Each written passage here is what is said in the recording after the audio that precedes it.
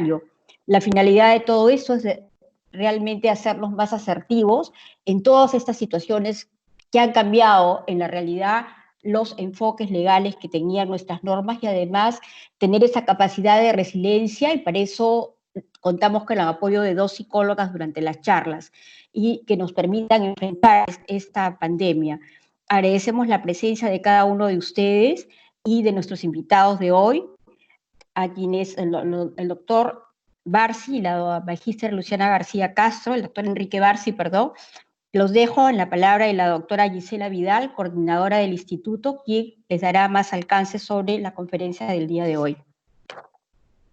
Gracias, doctora Olga María Castro. Muy buenos días o bienvenidos a todos. A continuación presentaré a nuestros invitados del día de hoy.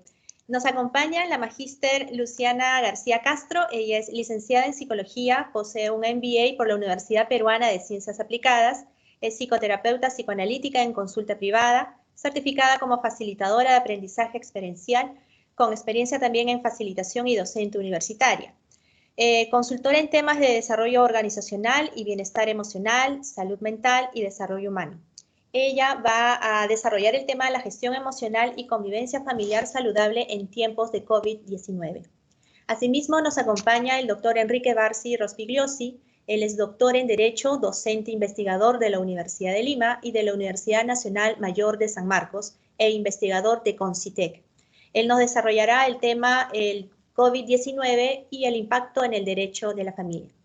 En cuanto a la dinámica de la sesión, ambos expositores expondrán sus temas uno después del otro y asimismo les hacemos recordar que tendrán un periodo máximo de 20 minutos para exponer. A nuestros asistentes, decirles que pueden dejar sus preguntas por escrito en el chat durante todo el desarrollo de la sesión. Al final, la doctora Olga María Castro asumirá el rol de moderadora y leerá las preguntas a los expositores. Asimismo, pedirle a nuestros asistentes siempre apagar sus micrófonos y cámaras. Dicho esto, damos la bienvenida a nuestra magíster Luciana García Castro con su exposición del día de hoy, la gestión emocional y convivencia familiar saludable en tiempos de COVID-19. Ahí estamos, creo que me ven bien. No sé si, Gisela, ¿me puedes confirmar, porfa, solamente que se escuche y me ven bien, porfa? Sí, te escuchamos y también te vemos, Luciana. Listo, muchísimas gracias. Buenas tardes con todos. Bueno, como me he presentado, mi nombre es Luciana García, soy psicóloga, soy psicoterapeuta psicoanalítica, tengo una maestría y estoy enfocada básicamente en ver temas de bienestar emocional, tanto a nivel educativo, clínico, desde la práctica privada, y también a nivel organizacional. Vengo trabajando hace varios años como consultora y también de manera interna en algunas empresas. Bueno, soy docente universitaria. Le agradezco mucho a la UNIFE por la invitación y hoy día les voy a hablar de un tema que a mí en lo personal me gusta muchísimo, porque antes que nada, antes de que psicóloga o cualquier otro título, soy un ser humano, con una familia, que como cualquier familia, pues hemos tenido que adaptarnos y además poder sobrellevar esta cuarentena de la mejor manera, pero que no significa que haya sido fácil. Entonces voy a pasar a pasarles una presentación. Un segundito, he apagado la cámara para que ustedes puedan más bien visualizar la presentación.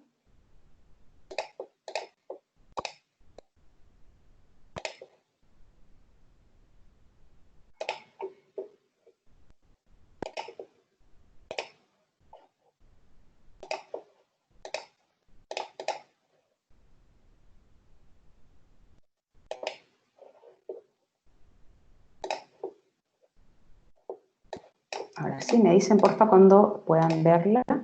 Creo que ya la estamos compartiendo.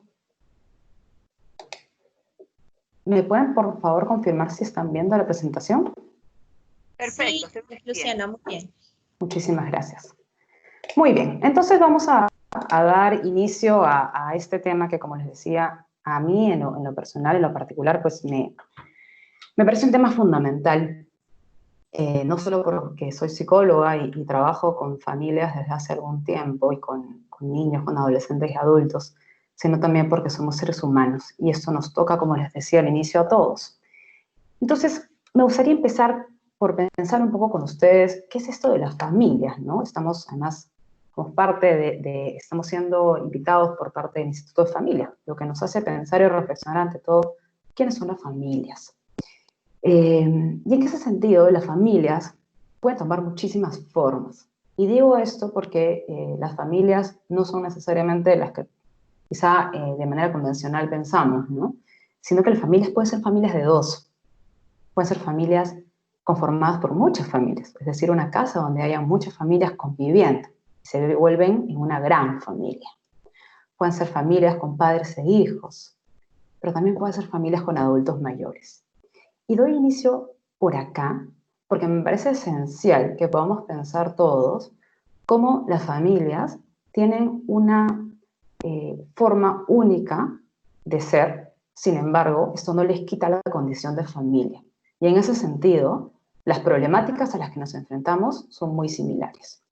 Entonces, lo familiar, ¿no? Si hablamos de general de lo familiar, son configuraciones únicas, diferentes, que cada una tiene sus propias formas de entenderse, sus propias costumbres, sus propias maneras de hablarse, sus propios códigos de comunicación, sus propias bromas, sus propias creencias, costumbres.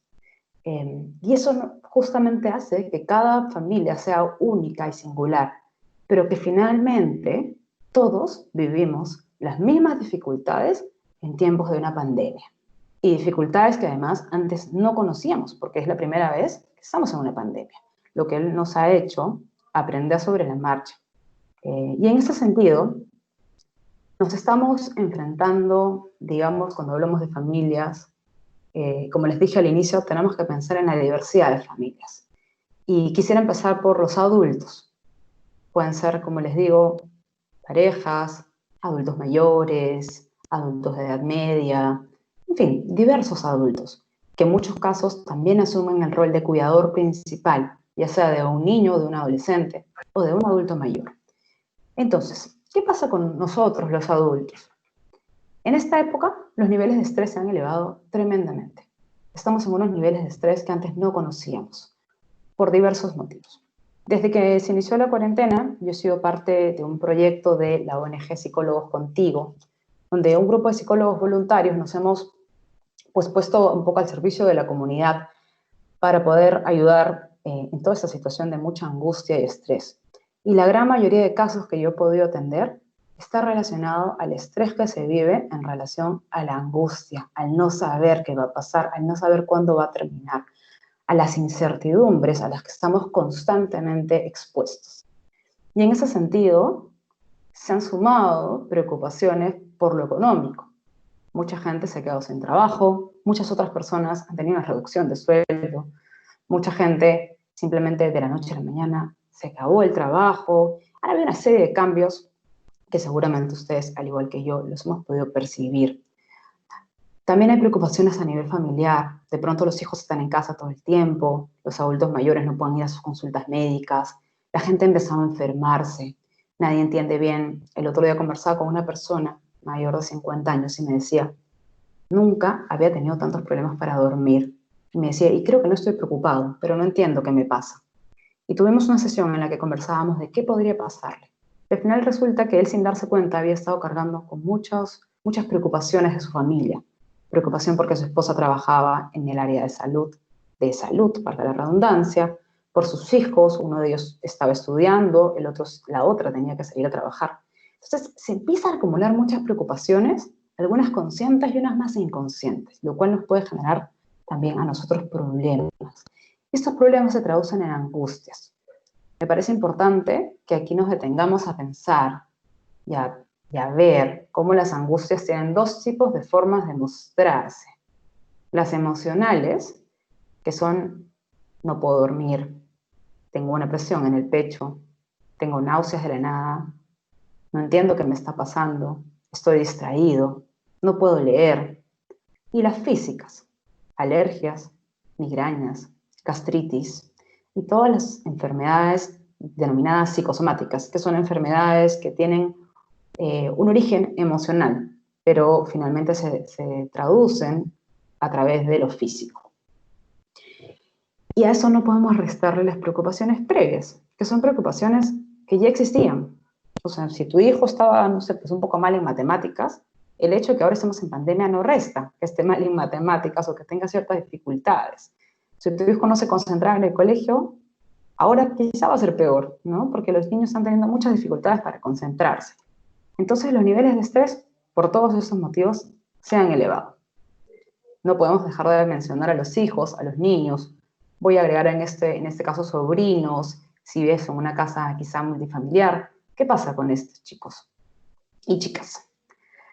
A ver, primero, hay esta creencia de los niños no se enteran de las cosas, o los niños pues simplemente no sé, no le dan mucha cabida a estas cosas.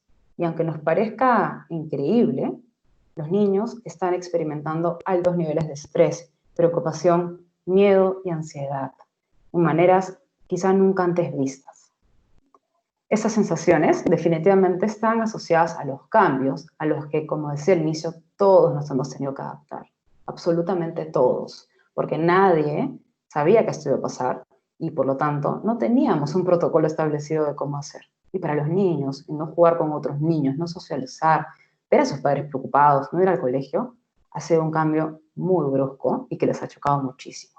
Ahora vamos a hablar un poco más adelante de qué estrategias podemos usar justamente para ayudar a nuestros hijos. Las noticias externas, ya que este es un tema crucial. Las noticias externas, los noticieros, los periódicos, a los cuales muchas veces nosotros atendemos, y con los niños al lado, tienen un impacto muy fuerte en el estado emocional de los niños. En ese sentido, es importante que nosotros podamos filtrar qué información... ¿Escuchar la conferencia? Uy, creo que alguien tiene el micro prendido. Realmente. Ya estamos. Ok, entonces, perdón, saqué la presentación de casualidad. Entonces les decía que hay como una serie de situaciones que están teniendo un impacto muy alto en el estado emocional de los niños. Vamos a seguir. Y bueno, entonces es importante. Lo que nosotros conocíamos como lo normal, es decir,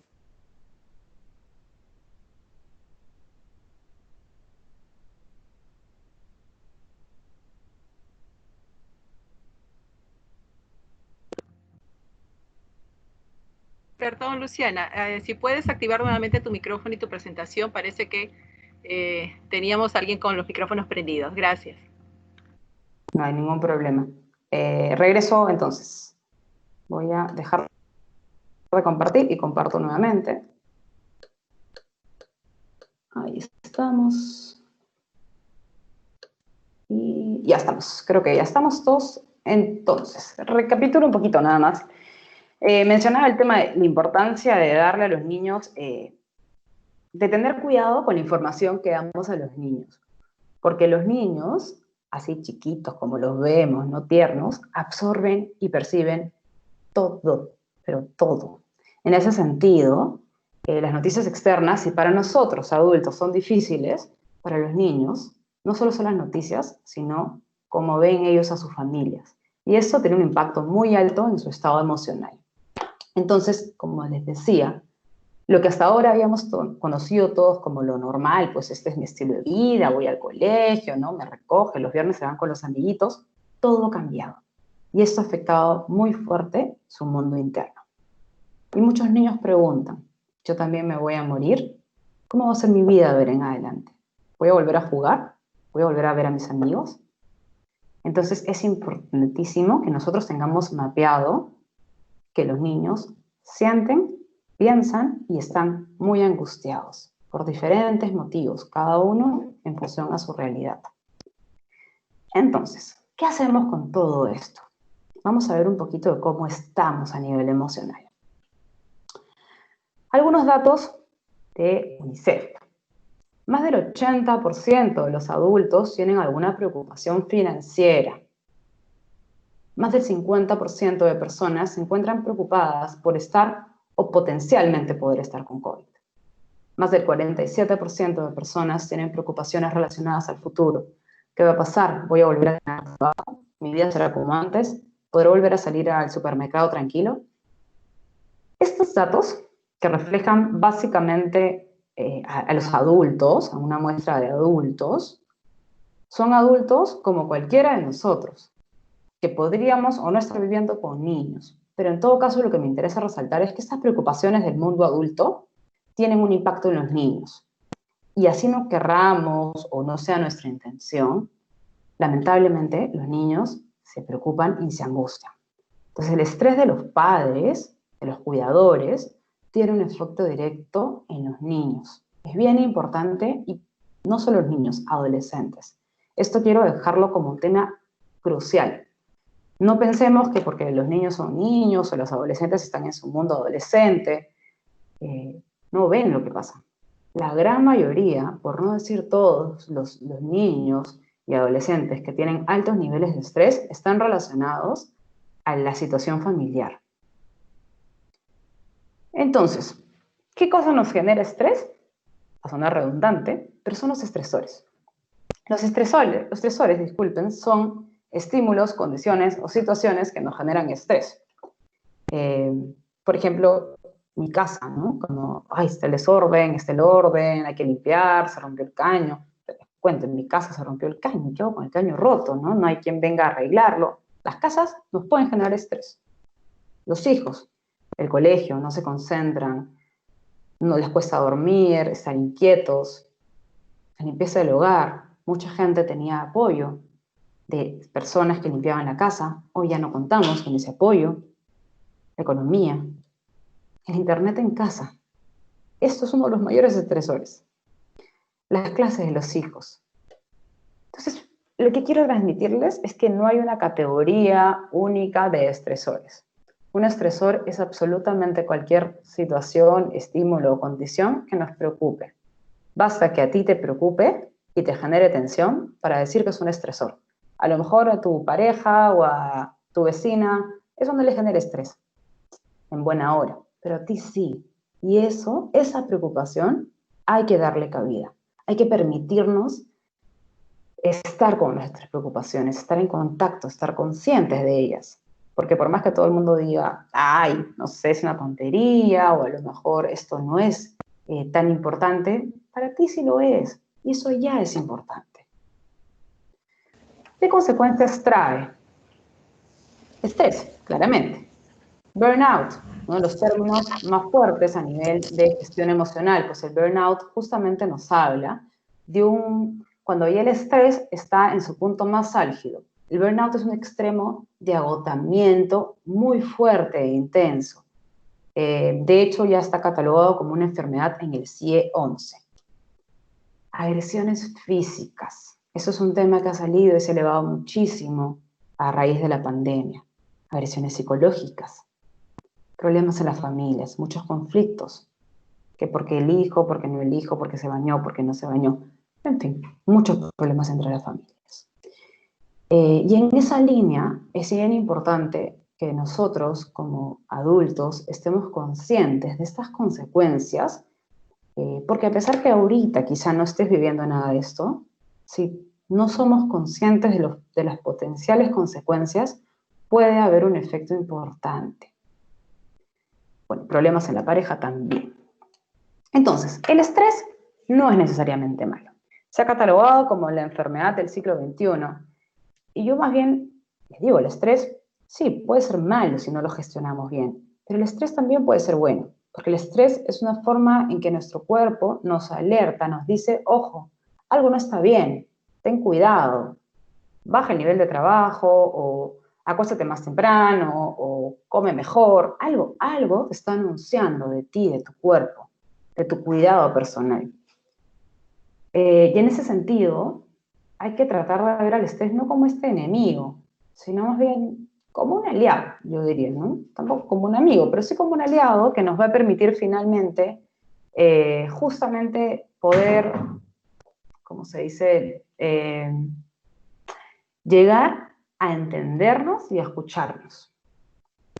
¿Qué es importante entonces cuando estemos, yo diría que lo esencial, cuando estamos con niveles de estrés? No olvidemos el respeto, no olvidemos cuidar nuestros vínculos con quienes vivas. Y si vives solo, a ti, cuídate.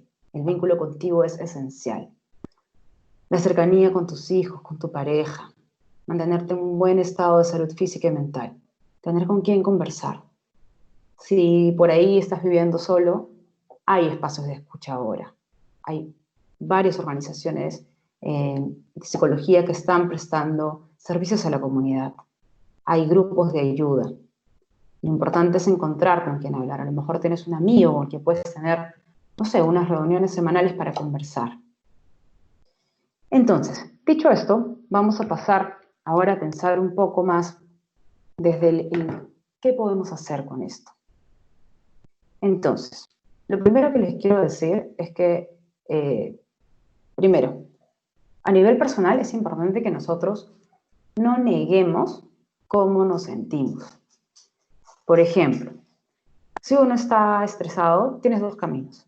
O dices, no estoy estresado, todo está bien, todo está muy bien, o lo aceptas. Ya, sí, estás estresado. Sí, te sientes mal, estás triste. Si estás así, pues no importa, permítete estar triste. Y en ese sentido, cuando empiezas a darte cuenta que algo estás pensando como quizá muy molesto, que algo está muy intenso en ti, para un ratito. Para, cierra tus ojos, piensa cómo te sientes. Y en ese sentido, una estrategia importantísima va a ser que no quede ahí, sino que trates de encontrar algo que te ayude a canalizar tus emociones. Ese algo puede ser una actividad. Por ejemplo, les voy a poner algunas sugerencias, ojo, personales esto, ya después vamos a hablar de las familiares.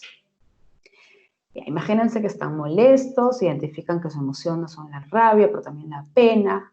¿Qué haces con eso? Muchos de mis pacientes me dicen, Luciana, ¿qué hago con esto? Vamos a ver un poquito qué hacemos con esas emociones. Para empezar, como les dije, no evitarlas. Es importante aceptarlas. Vamos a ver. Pintar es una excelente alternativa. Pintar como un elemento distractor. Trata de identificar cómo es esa emoción. Cierra los ojos a ver qué te sale. ¿Qué colores? ¿Qué forma toma? Pintar es una muy buena estrategia. Si no te gusta pintar, escribe cómo te sientes. Date la posibilidad de sacar eso, plasmarlo en un papel. Hay gente que termina haciendo poemas a partir de cómo se sienten, cuentos. Si puedes acceder a un espacio terapéutico, háblalo con un profesional. Tiene un espacio de ayuda. Ir a un psicólogo no es malo, es muy bueno. Si por A o B prefieres no hablar con un profesional, busca a alguien de confianza y dale espacio a sentirte, dale espacio a hablar de cómo son esas emociones. Y lo más curioso es que vas a darte cuenta que mucha gente se siente como tú, que no eres el único o la única. Otra herramienta importante es la meditación, el mindfulness, la respiración. Hay estrategias en internet, y si no, yo también les puedo hacer llegar información sobre cómo respirar, cómo hacer que la respiración me ayude a canalizar mis emociones. Entonces, estas son estrategias a nivel individual. Ahora vamos a pasar a hablar, ya con eso cierro, de las estrategias familiares. Ahora, importante, tener un espacio a hablar cómo nos sentimos. Puede ser de manera espontánea en una comida, puede ser tomándose un café una tarde a la semana, no tiene que ser algo rígido. Pero si a lo mejor quieres establecer como, o sea, hay familias que establecen la hora de cómo nos sentimos, pues a lo mejor pueden hablar, tener una hora a la semana donde hablan de cómo se sienten, de cómo están. Y si a alguien no le provoca hablar, no se esfuerza, no importa. Permítele a la persona no hablar si no le provoca. Otra cosa importante que pueden hacer es elaborar títeres de las emociones. Los títeres son excelentes amigos de los niños y los niños expresan cómo se sienten a través del juego. Entonces, quizá podemos elaborar con ellos títeres con telitas que tengamos en casa, con hojas, le ponemos una carita triste, una carita feliz, lagrimitas, diferentes títeres. Eso puede ayudarnos muchísimo también. Escribir cuentos sobre los sentimientos. Y si no les provoca y les provoca, pues hablar de un cuento imaginario, no importa, está muy bien. Hablarán de cuentos imaginarios, escribirán cuentos. Lo importante es que se den espacios para crear juntos. Hacer una rutina de ejercicio familiar. Eso es importante también, ¿no? Hay que mantenernos. Ustedes saben que el ejercicio nos ayuda justamente a que nuestro cerebro produzca químicos que nos ayudan a estar emocionalmente mejor. Entonces, los ejercicios son una excelente excusa para hacerlo en familia. Como ven en las fotos, pueden hacer yoga, pueden hacer baile. A los niños les encanta bailar con los papás. Establecer la rutina de limpieza juntos. Que los niños aprendan desde niños, ¿no? Puedes darle quizá una escobita y decirle como tú te encargas de este cuadradito. Le vas a ver, porque al niño no le importa la limpieza, le importa estar junto a su papá y a su mamá, junto a los cuidadores principales, junto a los abuelos, junto a los tíos. Entonces, enséñale y de paso permítele estar junto a ti. Pero además, buenísimo porque es una forma importante de que justamente hagamos cosas en pro de toda esta situación. Cocinar y limpiar juntos, ¿no? Hacer brownies, hacer galletitas. Por último, crear canciones. Si son una familia que les gusta la música o los instrumentos musicales, las canciones son una excelente excusa para trabajar con los niños. Muy bien, entonces, esas son mis recomendaciones. Espero que les haya servido. Preguntas, sé que nos vamos al final. Nada, muchísimas gracias. Los dejo. Muchas gracias. Agradecemos a la magíster Luciana García Castro y seguidamente invitamos al doctor Enrique Barsi Rospigliosi, quien va a desarrollar el tema el COVID-19 y el impacto en el derecho de la familia. Muchas gracias. Muy buenas tardes. ¿Se me escucha bien, cierto? Sí, doctor, se escucha bien. Excelente, muchas gracias. En primer lugar, agradecer esta invitación y estar presente en este evento que implica tanta importancia en la coyuntura actual. He escuchado con atención las palabras de Luciana y qué tan cierto y qué tanta verdad hay en las mismas, ¿no? Porque lo que venimos pasando actualmente no es un tema coyuntural, sino que es un tema que sin duda va a generar ciertos rezagos y va a generar pues ciertos cambios de conducta, ¿no? Obviamente van a marcar al ser humano y eso es importante tenerlo presente. Me han solicitado tratar acerca del impacto de esta pandemia en las relaciones de familia. Y las relaciones de familia hemos nosotros sido conscientes de que han cambiado mucho en los últimos tiempos. Es más, el derecho de familia está en una constante y en una permanente evolución.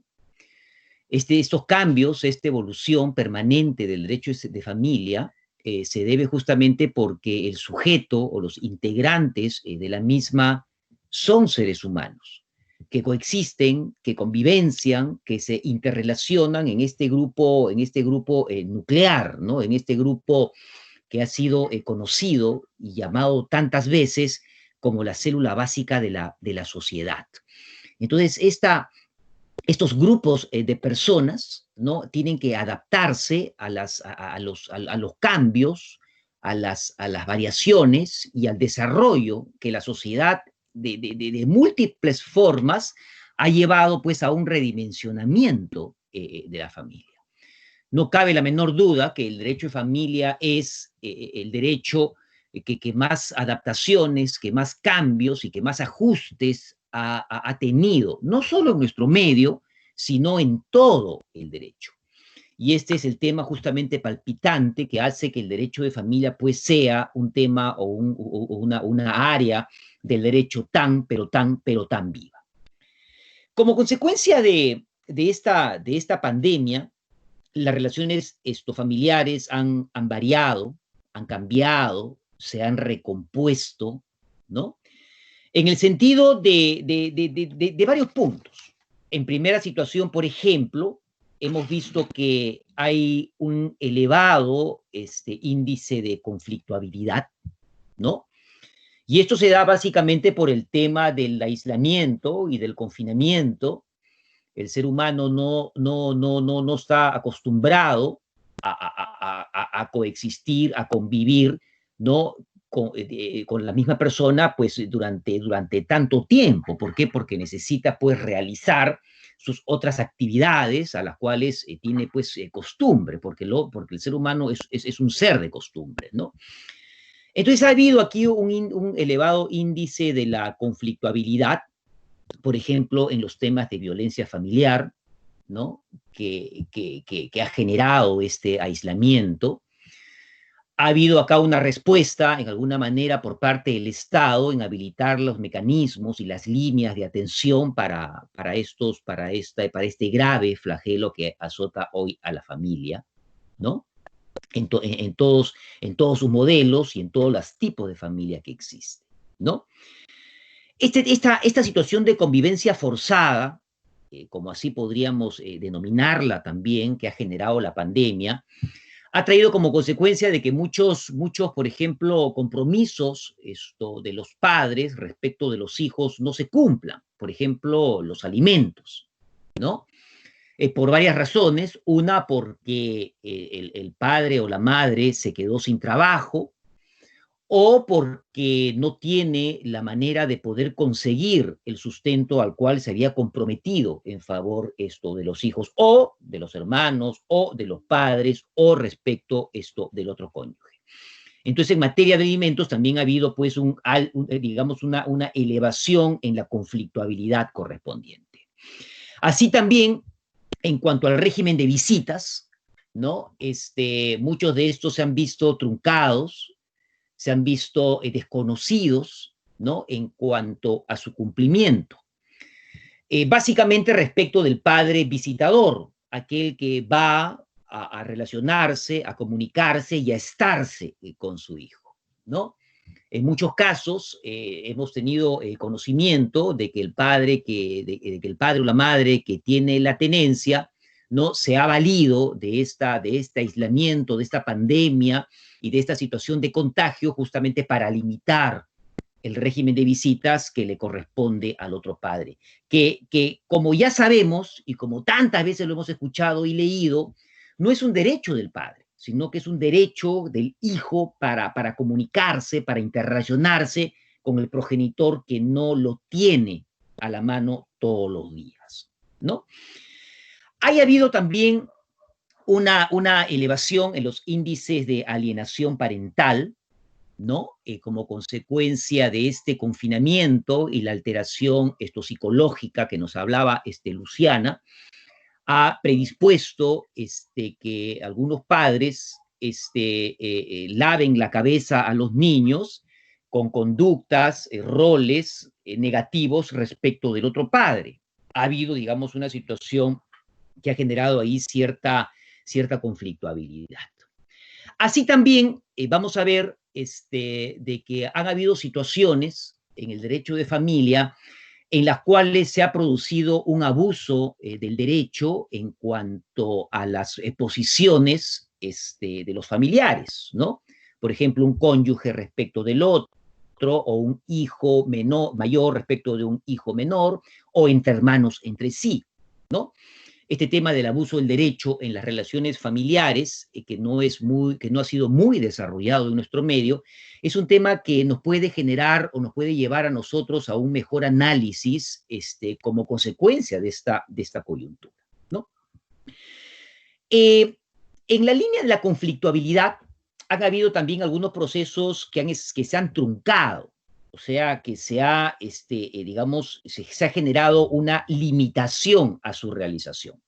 Por ejemplo, las celebraciones del matrimonio, ¿no? Muchos matrimonios que ya tenían fecha para su realización se han tenido que postergar, ¿no? Algunos ni siquiera han logrado, pues, una postergación en fecha, sino han dicho simplemente veremos cuándo podemos celebrar el matrimonio, ¿no?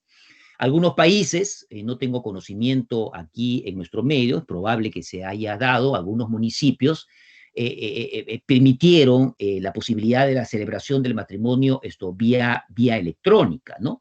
Lastimosamente la celebración del matrimonio en nuestro medio es muy formal, ¿no? Es muy ritualista, ¿no?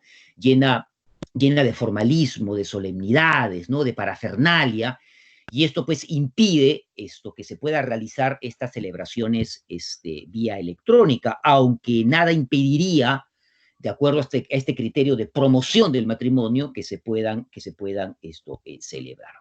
Entonces tenemos casos en los cuales hay relaciones jurídicas, familiares, que se han visto truncadas, que se han visto limitadas, ¿no? Y esto ha traído también de la mano, por ejemplo, situaciones en las cuales hay parejas o hay familiares que han querido solucionar sus problemas a través de mediadores, a través de centros de conciliación, los cuales han estado cerrados, ¿no? Por el propio tema del confinamiento, y recién se ve que en estas próximas fases que se están habilitando, recién puedan abrir sus puertas, ¿no? Las notarías apenas han abierto, tengo conocimiento de que han comenzado a tramitar muchos procedimientos de divorcio. Ahí tenemos, por ejemplo, un fiel reflejo del impacto, de las consecuencias que esta pandemia ha generado en nuestro medio, ¿no? Pero así como hay cosas, por ejemplo, o situaciones en las cuales ha habido una elevación en la conflictuabilidad o ha habido procedimientos truncados, hemos visto también de que hay procedimientos que se han visto paralizados, ¿no? Estos procedimientos que están en trámite en el Poder Judicial, ¿no? Como consecuencia de la suspensión por esta pandemia, ¿no? Y nos preocupa, por ejemplo, los procesos de alimentos, ¿no? Truncados, paralizados, ¿no? A la espera que se levante la suspensión. Los procesos tutelares, ¿no? Por ejemplo, de nombramiento de tutor, ¿no? Los procesos de nombramiento de apoyos y de salvaguardias, que dicho sea el paso, por ahí se dictó una norma para viabilizar y agilizar estos procedimientos en esta etapa de la pandemia, pero que no ha sido suficiente, ¿no? Los procesos también de disolución del matrimonio o procesos de invalidez del matrimonio que se han visto paralizados, pero bueno, a la hora y la hora, no por el hecho de dar primacía a unos de otros, pero obviamente hay procesos de derecho de familia que han requerido, digamos, han tenido un mayor efecto de su paralización que otros, ¿no? Ahora bien, respecto a este tema de la paralización, nosotros debemos reconocer y ser conscientes que el Poder Judicial ha venido dando respuestas eficientes, efectivas, porque valgan verdades, el Poder Judicial se ha venido preparando durante tiempo atrás en este tema de la digitalización de la justicia, ¿no? Y ahí tenemos, por ejemplo, el expediente electrónico, tenemos la mesa de partes online y tenemos la posibilidad de que hoy en día, ¿no? Ya se puede trabajar remotamente digamos, en la viabilidad y en la tramitología de los expedientes que se encuentran hoy en el Poder Judicial. Entonces, respecto digamos, en el aspecto negativo o del aspecto perjudicial que esta pandemia ha generado, digamos, abayazadoramente, ¿no? Hay cosas positivas que de la misma podemos generar. Por ejemplo, esta modernización acelerada o esta puesta en práctica urgente, ¿no? De la digitalización del Poder Judicial, la vemos hoy presente.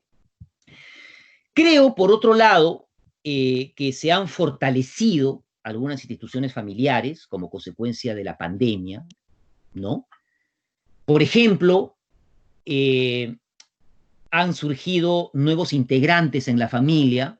Hemos tenido en algunos casos, en muchas familias, en el momento en el cual se produjo el aislamiento, trajeron a sus casas a sus padres, a sus tíos, a sus primos, a sus hermanos, ¿no? Para poder llevar o sobrellevar en conjunto este aislamiento. Entonces, han surgido nuevos integrantes que la familia normal y común, ¿no? No compartía.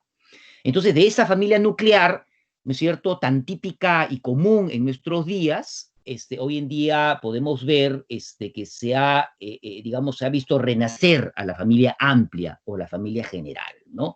Esa familia conformada por padre, madre, hijos, ¿no? Tíos, primos, ¿no? Que por esta situación, digamos, de cuidado o de atención especial, se han ido agrupando esto entre sí, ¿no? Se ha fortalecido o se ha vuelto a encontrar, por ejemplo, esta forma de realización a través de las instituciones familiares, ¿no? Tengo entendido, por ejemplo, que como consecuencia de la pandemia, muchas personas han querido formalizar sus uniones estables, ¿no? justamente por el temor de que mañana más tarde pueda sucederles algo, ¿no? O sea, así como se han producido rupturas, divorcios, riñas, peleas, ¿no? Cierto resquebrajamiento de la familia, por otro lado hemos visto también que la familia ha comenzado a renacer a través de estas instituciones naturales que hay en la misma, como es, por ejemplo, el caso de la unión estable, ¿no? Tengo conocimiento también que han existido muchas solicitudes en las municipalidades de personas que han querido reconocer a sus hijos extramatrimoniales, ¿no?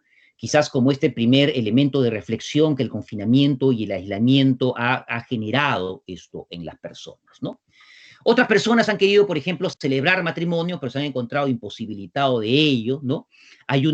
Y lo que sí se ha acrecentado, por ejemplo, bastante, es el tema de la virtualización de las visitas, ¿no? Como consecuencia del confinamiento, y habíamos visto que en algunos casos se había restringido las visitas, en otros casos se ha viabilizado a través de estos sistemas de comunicación que hoy día utilizamos tanto, ¿no?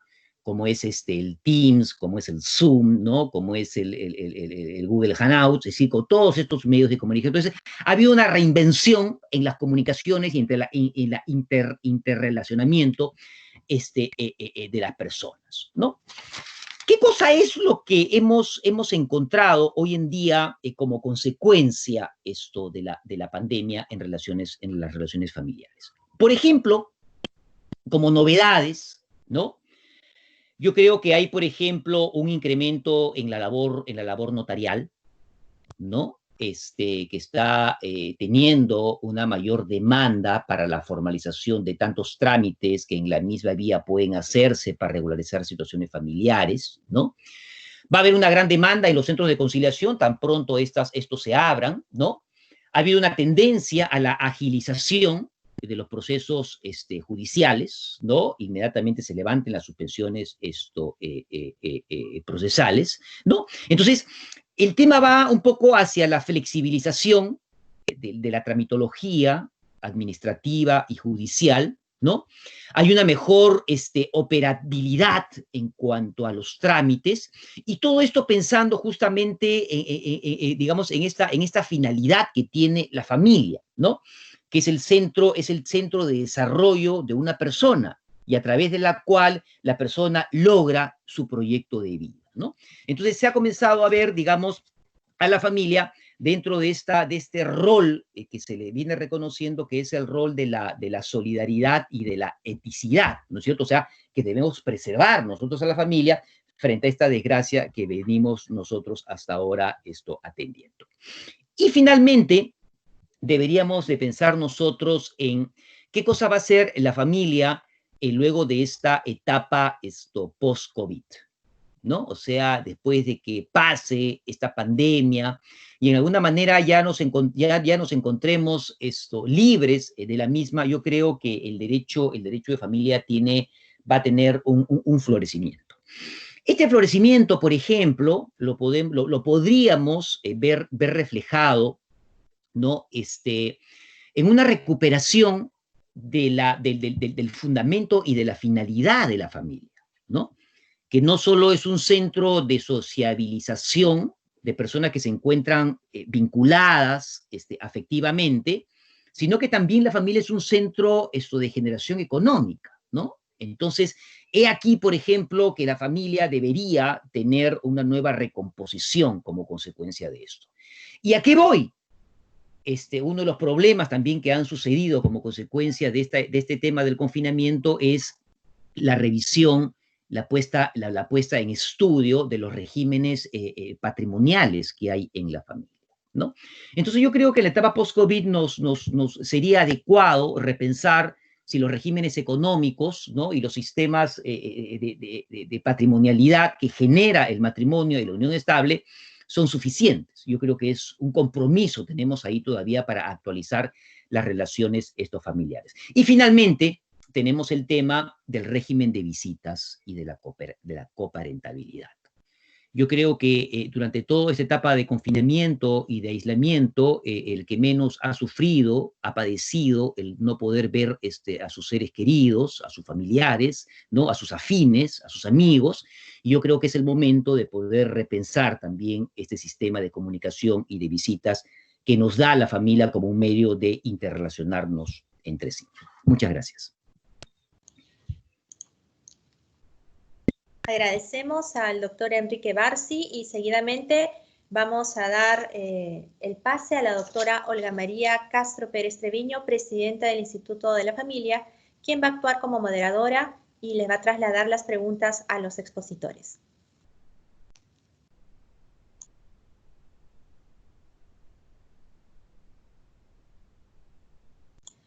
Olguita, disculpa, tienes que prender tu micro, no te podemos escuchar. Uy, disculpe, lo olvidé. Efectivamente me toca el rol de moderadora y no solo dedicaré los minutos para trasladar las preguntas de las personas que tan gentilmente están interviniendo en el chat, sino para hacer un par de preguntas de cosecha mía, pero muy interesada en el tema que también han expuesto y que son materia pues de estas grandes consecuencias de la pandemia, donde al inicio yo, cuando presentaba las conferencias de hoy, decía con bastante precisión, creo yo, que tenemos que tener capacidad de resiliencia. La familia no acaba, la familia tiene que seguir adelante y va a seguir, como dice el doctor Barsi, probablemente con otras características, pero bueno, tenemos que afrontar estas nuevas características, tenemos que tener salir de repente, no, bueno, como dijo la magíster García, Luciana García, nos ha traído pues muchas consecuencias emocionales, tenemos que manejarlas, pero bueno, la familia continúa. ¿Cómo es esta capacidad de resiliencia que tenemos que tener? Primero voy a hacer la pregunta, una pregunta que nos ha llegado y es al doctor Barsi. ¿Qué opinión tendría si alguien pide que le pague la pensión de alimentos y esta persona obligada no lo puede hacer porque no tiene trabajo en época de COVID? Bueno, es una situación bastante complicada, ¿no? Hay que tener en cuenta de que muchos padres alimentantes se han valido también de mala fe para evadir sus responsabilidades, ¿no? Y hay otros padres que sin duda han estado imposibilitados de poder atender a la manutención de sus hijos porque se quedaron sin trabajo. Hay que tener en cuenta nosotros que mucho más del 50 o del 60% de la población peruana vive del día a día, ¿no? La informalidad es la que impera. Entonces tenemos muchas personas que trabajan pues para su diario, ¿no? Entonces no puedes hacer taxi, no puedes vender tus productos, como ambulante, formal o informal que seas. Entonces yo creo que aquí habría que analizar caso por caso.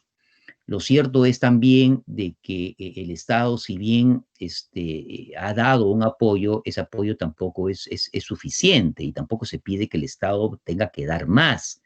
Lo que sí debemos nosotros de pensar en esa función, en esa obligación natural que tiene la persona de agotar todos los medios necesarios y existentes para poder cumplir con su obligación de padres, ¿no? Pero es una situación crítica, ¿no?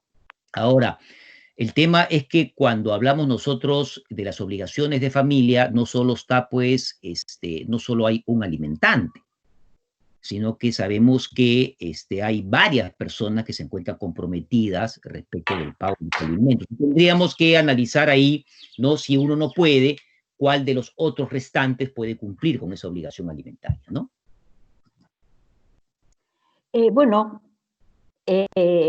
la respuesta la tiene quizás, diría yo, uno de los mejores especialistas en el tema, si no el mejor, sin resentir a los demás especialistas de familia, pero con mucha experiencia en la vida académica, en congresos, y bueno, no es porque sea amiga de Quique Barsi o de Enrique Barsi, sino porque se merece el que estas palabras sean para él. Me hacen una pregunta, ¿el régimen de visitas podría entenderse que se ha cumplido cuando se hace a través de cuando los padres, por ejemplo, el padre no custodio tiene un acercamiento a su hijo a través, o a su hija o a sus hijos a través de las plataformas. Porque bueno, si bien ahora hay la posibilidad de que los niños salgan al parque por determinados tiempos, y bueno, podría acercarse el progenitor no custodio, sin embargo, aún ahí, así los niños pueden salir en el distrito donde viven. ¿Qué tal si el padre vive, dice la pregunta, el padre vive en el distrito del Agustino y la madre vive en otro distrito? Entonces el padre, el permiso de salida para los niños es en el distrito donde viven, y el padre custodio tendría que trasladarse, pero no hay un permiso previsto para esto. Entonces, ¿cómo se cumple el régimen de visitas? ¿Se podría decir que se ha cumplido cuando es a través de una plataforma? ¿Cómo hacer con aquel padre no custodio que vive lejos del lugar de vivienda del hijo, de la hija, de los hijos con la madre? No hay un permiso especial para poder trasladarse al lugar, como hay permisos laborales, por ejemplo, permisos médicos determinados, ¿no? Pero no hay permisos para salir dentro del distrito, pero no hay permisos para cumplimientos de obligaciones familiares, como es el régimen de visitas, ¿no? Que entendemos que es un derecho a la relación, un derecho a la relación del hijo con el padre, ¿no? O con la madre, en su caso, con ambos. ¿Qué piensa, Sí, doctor Barsi? sí, muchas gracias por tus palabras iniciales, Olga, inmerecidas. Lo único que hago es hacer con cariño mis cosas y algunas me han salido bastante bien, ¿no? Sobre todo tener amigos, ¿no? Y tener una gran cantidad, digamos, de personas que me tienen aprecio, ¿no? Tu pregunta es súper interesante, y yo creo que eso le faltó al Estado, ¿no? Por ejemplo, en Argentina, yo tengo conocimiento que se dictaron disposiciones especiales para el cumplimiento del régimen de visitas, porque es un tema sumamente sensible. Yo tengo conocimiento de que hay casos de que los padres separados vivían uno frente de otro, separados por un parque. Y uno de los padres, el que tenía la tenencia, se negaba a las visitas del otro por el tema del contagio, del aislamiento. Entonces, en verdad, ese es un abuso del derecho, ¿no? Estaba prácticamente pues a 15 pasos. Pero esa es la excepción. Lo normal es que el padre vive en otro distrito, alejado, ¿no? Lima, pues, es una ciudad inmensa. Y ni qué decir de la imposibilidad que se puedan cumplir los regímenes de visitas de tantos padres que viven al interior del país o que sus hijos están en el interior del país. Tenemos una gran cantidad de estos. Entonces, el Estado, yo creo que ahí le faltó política de familia. Le faltó esa política gubernamental de protección de la familia y darle facilidades a los padres para que puedan visitar a sus hijos dentro de determinados protocolos. No estoy diciendo que puedan viajar al interior del país o que puedan tomarse un avión, eso no, pero sí mecanismos para poder cumplir con esa función de padre y que el niño pueda realizarse, ¿no es cierto? Viendo, comunicándose y estando con el progenitor con el cual no convive, ¿no? Una última pregunta, doctor. Me dicen que si a tu parecer una madre, al impedir que el padre vea a sus hijos por temor a un contagio, pese a no ser positivo COVID, podría configurarse como denuncia por violencia psicológica en perjuicio de los menores. Qué difícil, ¿no? Porque obviamente pues, la madre como madre tiene pues el derecho de preservar y de proteger a su hijo, y ella no sabe con quién ha estado el padre, con quién convive el padre, si el padre sale a trabajar o si el padre es un positivo asintomático. Entonces yo creo que la madre tiene todo el derecho de tomar las medidas de precaución, de seguridad, de cautela para evitar el contagio. Pero lo que no puede hacer es evitar la visita, ¿no? Justificar ¿cómo se llama? La negativa por un probable contagio. En todo caso, tomar las medidas de previsión. El padre se someta a una prueba, que se vea de que no tiene, que no tiene esto, la enfermedad, y ahí viabilizar el régimen de visita. Yo creo que la madre o el padre que tiene la tenencia del bebedor tiene que tomar las medidas de precaución correspondientes, pero permitir, ¿no? La comunicación con el niño, ¿no? Muchas gracias. Ahora las preguntas para Luciana García. La pregunta es la siguiente. En esta capacidad de resiliencia que debemos tener todos, deberíamos tener todas las personas, ¿cómo se entendería en el contexto de que la familia va a mantenerse con diferentes probables esquemas, pero que tenemos que vivir hasta el futuro? La pregunta del interviniente es ¿cómo se puede manifestar esta capacidad de resiliencia de que tanto se habla, ¿no?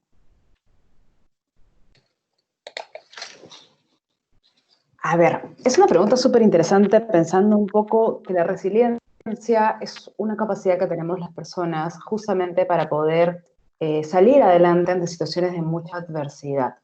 Y estamos ante una pandemia, ante probablemente la situación con mayor adversidad que nos ha tocado vivir. Además, en esta coyuntura están pasando cosas, no solo es la enfermedad, sino también, lamentablemente, hay gente que ha fallecido, hay familiares que han fallecido por edad, los velorios están siendo, ya no hay velorios, los entierros están siendo de muy poquitas personas, todo se está modificando. Y en ese sentido, la capacidad de resiliencia es una competencia crucial en este momento. Lamentablemente, para muchos es difícil, porque nuestro lado emocional está ahorita pues, muy sensible. Sin embargo, creo que es crucial que podamos nosotros detenernos a pensar cómo nos sentimos y además pensar también en el futuro con optimismo.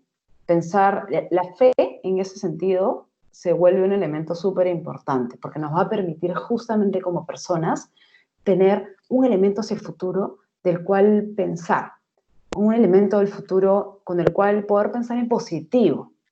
Y en ese sentido la resiliencia se vuelve pues un elemento muy interesante y muy importante al momento de poder sobrellevar situaciones adversas.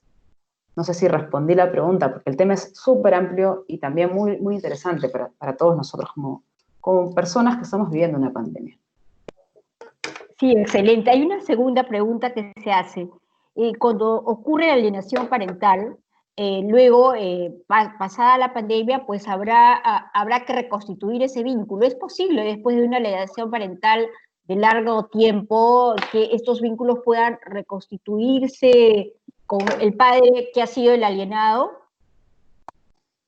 A ver, definitivamente el tema vincular es un tema complejo, pero es un tema que se puede volver a establecer. Lamentablemente hay situaciones que viven las familias que pueden hacer que pues hayan dificultades. En ese sentido, yo pienso que los vínculos sí se pueden restablecer. Existe la capacidad de perdonar, existe la posibilidad de retomar las relaciones. Sin embargo, para que eso suceda es muy importante que tengan apoyo profesional. Primero ese tema, el apoyo profesional, pero también es importante que sea sostenible este restablecimiento de los vínculos. ¿Eso qué quiere decir?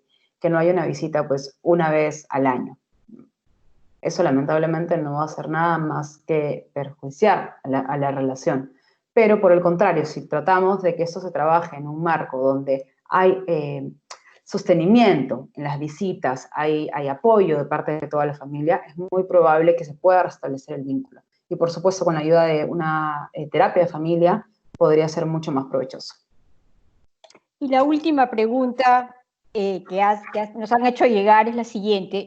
Lo que ha dicho el doctor Barsi es muy cierto. Hoy día la familia ampliada se ha constituido en una institución importante. Antes veíamos a la familia nuclear, era la principal, ¿no? Pero hoy día la familia ampliada es importante. O sea, hay hijos que han ido a vivir con los padres, en fin, tíos, como decía el doctor Barsi, ¿cómo van a ser esos vínculos, me pregunta Luciana, en adelante? O sea, es que el niño en este contexto va a sentir que siempre esa familia ampliada va a tener que vivir bajo un mismo techo. ¿Cómo va a cambiar el concepto de familia, esta familia nuclear a que el niño estaba acostumbrado, papá, mamá, hermano? ¿Cómo va a ser? ¿Es que hay que trabajar desde ahora estos nuevos conceptos? Yo soy un poco de la idea de pensar que estamos ante una nueva normalidad. ¿Eso qué quiere decir? Que quizá lo que conocíamos antes no va a ser lo de que pase ahora en adelante. Y en ese sentido yo sí creo que es muy importante comunicar y ser transparentes con los niños, decirles lo que está pasando, hacerlos partícipes de esta nueva realidad, de que es importante cuidarnos, protegernos. Y también es bien interesante porque en esta coyuntura, una de las cosas que está pasando es que la gente vive usualmente con su familia nuclear, pero la familia extendida o ampliada se está encontrando de maneras diferentes. Es decir, los vínculos se están sosteniendo, pero de maneras diferentes. Por ejemplo, conversaba con una persona hace poco que me decía, yo me reúno con mi familia cada semana por videollamada. Para una familia se está funcionando muy bien tener espacios virtuales, así como este espacio de nosotros, ¿no? Como este espacio de encuentro, exactamente igual. Muchas familias se están encontrando por videollamadas. Por ahí otra persona también me comentaba que se juntan a jugar juegos de mesa. Hay otra persona que me contaba también que se juntan a jugar videojuegos en línea. Entonces, yo lo que estoy viendo es una modificación en los vínculos, pero más bien creo que se están sosteniendo en el tiempo. Ahora, es diferente también si esto lo trasladamos a un contexto donde no hay internet, donde no hay computadores. En esos contextos la realidad es diferente. Sin embargo, los sentimientos, la afinidad, el amor en las relaciones son lo que sostienen las relaciones. De ahí la importancia a hablar expresamente con los niños de lo que está pasando, de decir honestamente, estamos en una pandemia, esta es la situación, y justamente la idea de cuidarnos y protegernos es no vernos por un tiempo. Pero si a un niño se le explica, el niño lo va a entender, y va también a entender que pronto, en un año o el tiempo que sea necesario, se va a volver a ver con su familia. Y más bien eso no va a generar algo negativo. Más bien va a ayudarlos a procesar la información y a entender lo que está pasando. Muchas gracias. Una última pregunta para el doctor Barsi, de muchas que hay, que responderemos ya por correo. Me pregunta si la mamá no tiene trabajo y no tiene cómo poder mantener a sus hijos, a su menor hijo, y ella se arriesga a salir a trabajar, pero es consciente que su hijo corre un riesgo, ya que ella está en contacto con muchas personas en el mercado, en el mercado de abastos, ¿se le puede ceder la tendencia al papá temporalmente? Bueno, esa es una posibilidad, ¿no? Fíjese, acá nos estamos enfrentando, digamos, a una situación prácticamente de supervivencia, ¿no? Y el hecho de que esa mujer, trabajadora, luchadora, y madre, responsable, no le queda otra que salir a trabajar para poder mantener su hogar, ¿no? Pero claro, hace correr peligro, la salud, de sus hijos, ¿no? O de su hijo. Cabría aquí la posibilidad, de dar la tenencia al padre que cuente con las medidas sanitarias adecuadas, podría ser, pero nada nos dice que el padre también esté tan expuesto como la madre, ¿no? Ahora, aplicarle esa situación a la madre sería, digamos, sancionarle su responsabilidad, como mujer trabajadora, ¿no? Entonces, es un tema bastante difícil, ¿no? Podríamos decir que en casos extremos, ¿no? Digamos, de gravedad de la situación podría ser el caso, ¿no? Bueno, muchísimas gracias a Luciana y Enrique. Voy a pasarle la palabra a Elisela, coordinadora del instituto, para el cierre de esta conferencia muy gratificante. Así lo sentimos nosotros los organizadores, los intervinientes en la charla y las autoridades de la universidad. Gisela, te cedo entonces la voz, el bando, lo que querramos nombrar en este momento. Gracias, Olguita.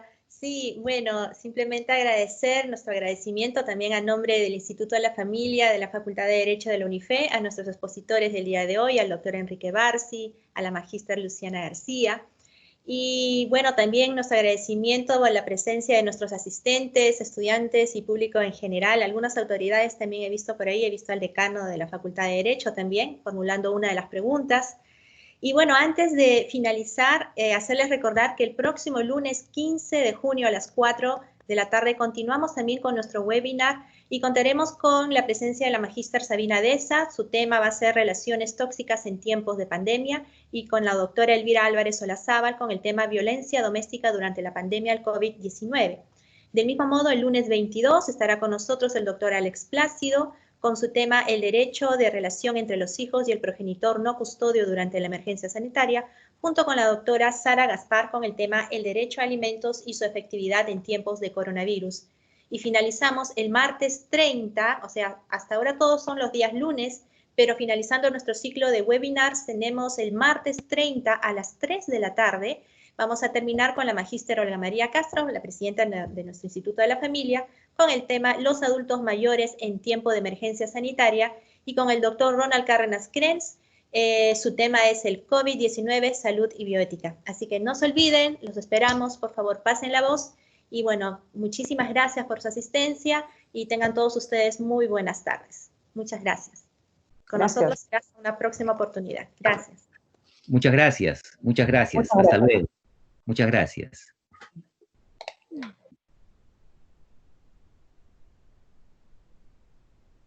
Muy bien, finalizamos la transmisión y procedemos a detener la grabación. Gracias a todos.